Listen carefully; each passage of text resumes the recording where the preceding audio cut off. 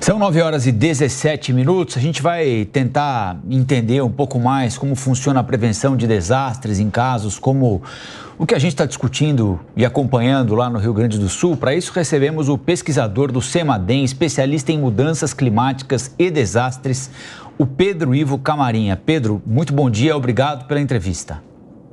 Olá, bom dia, Rafael, bom dia, Lívia, obrigado aí pelo convite, estamos à disposição. Pedro, a gente ficou sabendo com antecedência de quanto tempo o que estava por acontecer no Rio Grande do Sul e se ficamos, nós conseguimos prever inclusive o impacto, a magnitude do que está acontecendo? Bom, vamos lá, né? Nós tínhamos, desde a semana anterior a esse desastre, ou seja, mais ou menos 15 dias atrás, um indicativo de que sim, teríamos passagens de frentes frias ali pelo território gaúcho, que juntamente com aquele bloqueio atmosférico por conta dessa onda de calor que nós estamos vivendo aqui no centro do Brasil, no sudeste, né, poderiam culminar em volumes realmente muito significativos fora da normalidade. No domingo passado, né, o CEMADEM, junto a outras instituições do sistema federal, já tinha se reunido junto à Defesa Civil Nacional para trazer essa primeira mobilização de que as previsões do tempo, né, meteorológicas, que são simulações computacionais, né, indicavam essa chuva fora da normalidade, que, portanto, teríamos ali o potencial de inundações acontecendo em vários municípios. O que acontece é que esse volume que foi registrado, né, que ultrapassou 700, 800 milímetros ao longo de alguns dias, né, isso não era previsto, era um pouco menos, e a abrangência espacial desse evento de chuva, ele foi também maior do que os modelos conseguiam prever. E no caso das inundações, né, o volume total e essa abrangência, eles são parâmetros muito importantes para poder entender o quanto de água vai escoar e chegar até os rios. Então, sim, os alertas estavam dados, né, as defesas civis estaduais e algumas municipais que foram mobilizadas, né, pelos parceiros do estado do Rio Grande do Sul, já imaginavam, já tinham essa noção do risco muito elevado para inundações.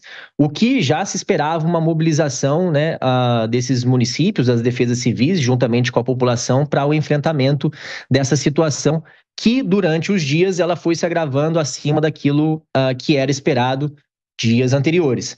Mas durante o evento, né, as diferentes instituições do sistema federal, mas também as defesas civis estaduais foram acompanhando e fomos tendo realmente uma detecção desse agravamento, dado o quanto estava chovendo acima do normal.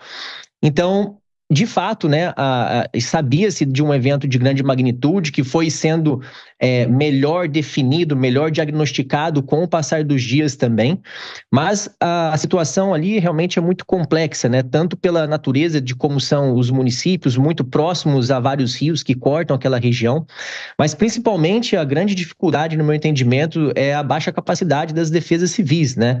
A gente tem uns estudos aqui feitos pelo governo federal, liderado por pesquisadores do CEMADEM de alguns anos atrás, onde esse diagnóstico mostra que 75% das defesas civis têm 1 a 2 pessoas trabalhando, né? Não contam com espaços físicos próprios, essa maioria delas não possuem viaturas, então imagine o tamanho do desafio dessas defesas civis para poder enfrentar um evento como esse, né? Tentando salvar vidas, retirar as pessoas de suas casas.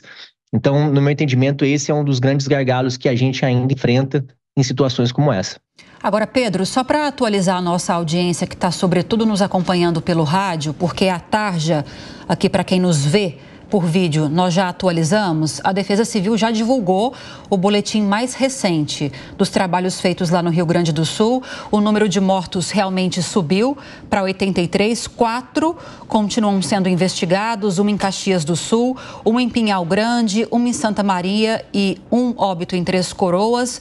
Em relação aos municípios afetados, mais ou menos o mesmo montante do boletim anterior, 345, mais de 19 mil pessoas em abrigos, mais de 121 mil desalojados, mais de 850 mil pessoas afetadas de alguma forma pelos temporais, 276 feridos e 111 pessoas seguem desaparecidas.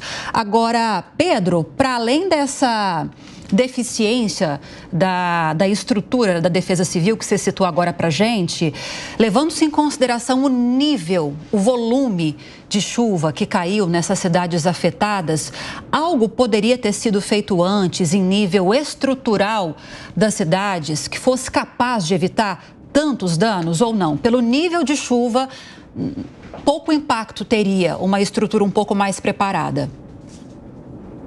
Bom, de fato, esse evento é um evento que foge completamente da normalidade, né? Um evento que os estudos ainda vão mostrar qual é o seu tempo de recorrência, né? O seu tempo de retorno, que provavelmente deve ser maior do que 1000 anos, ou seja, são chuvas esperadas aí uma vez a cada 1000 anos, se não mais. Lembrando que nós já tivemos uma chuva de uma magnitude extrema alguns meses atrás, o que mostra, né, que isso tem se tornado cada vez mais frequente. Então, as estruturas urbanas, normalmente, elas não são projetadas para suportar eventos com um tempo de recorrência tão grande, ou seja, chuvas tão raras. As normas aqui brasileiras, e elas variam, né, dependendo do tipo de estrutura, elas vão considerar ali chuvas de 20, 50 anos, né, no máximo 100 anos, e isso olhando para aquelas normais climatológicas que nós conhecíamos no momento que essas cidades foram feitas, que já foi alterado por conta das mudanças climáticas. Então, de fato, não é comum, a maioria das cidades mundo afora não tem uma capacidade em termos de infraestrutura urbana para você receber um evento desse porte, porque realmente necessitaria, né, de projetos muito grandes, que envolvem custos elevadíssimos, né, para algo que é extremamente raro. Porém, a gente tem toda uma outra forma de poder mitigar esses danos, que aí não é uma questão de 6 meses, 1 ano, ou de obras que vão resolver. São questões que vão olhar o ordenamento territorial dessas cidades, mas também o manejo das bacias hidrográficas, né? E quando eu falo de manejo, é você ter um controle ali de áreas que estão desmatadas, que tem de pastos degradados, por exemplo, de processos erosivos instalados, porque tudo isso, ao longo do tempo, vai favorecendo, por exemplo, com que sedimentos cheguem nos rios e causem tal do assoreamento. Você tem os solos compactados e quando a chuva cai não consegue infiltrar e rapidamente escoa até os corpos d'água.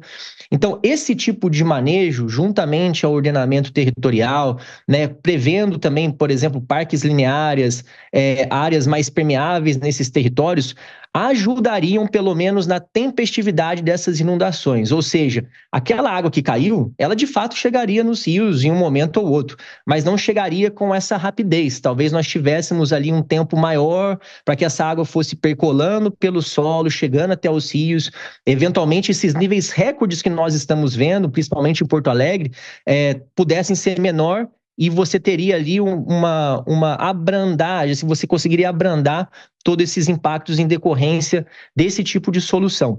Então, de fato, né, a gente precisa pensar no que nós chamamos de adaptação, né, dos nossos sistemas urbanos, dos nossos sistemas tecnológicos de infraestruturas, considerando que aqueles parâmetros de projeto de 10, 20, 30 anos atrás já não fazem mais sentido, porque o clima de fato está mudando, e também temos que pensar nessas soluções híbridas que vão para além das convencionais obras de engenharia. Sem isso, de fato, nós ainda vamos passar por muitos cenários, infelizmente, não diria como esse, que é uma chuva extremamente rara, mas como a gente viu no ano passado, por várias vezes ali no território gaúcho, em Santa Catarina, até porque a região sul do país é uma das regiões mais sensíveis aos efeitos das mudanças climáticas, e nós sabemos que essas chuvas tendem a se tornar mais frequentes e às vezes mais severas ainda nas próximas décadas.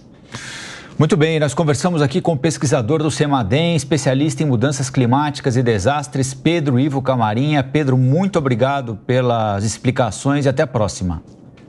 Obrigado a vocês, até a próxima.